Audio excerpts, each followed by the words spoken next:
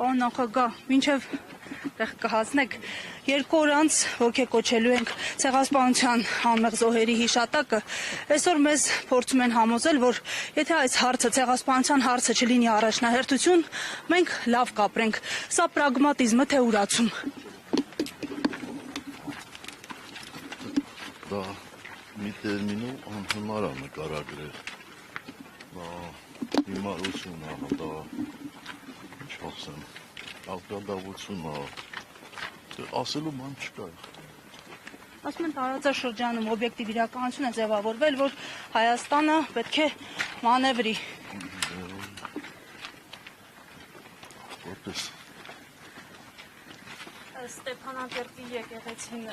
փողին են հավասարեցրել ադրբեջանցիները, պարոն նախագահ, սրա մասին նաև վեհապար հայրապետն էր խոսում, որ շուտով այս պահքերն են ունենալու։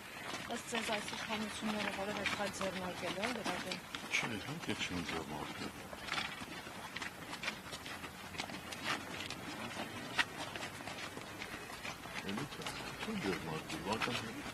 Պարոն նախագահ, եւ նախընտրական այս թոհուբոհը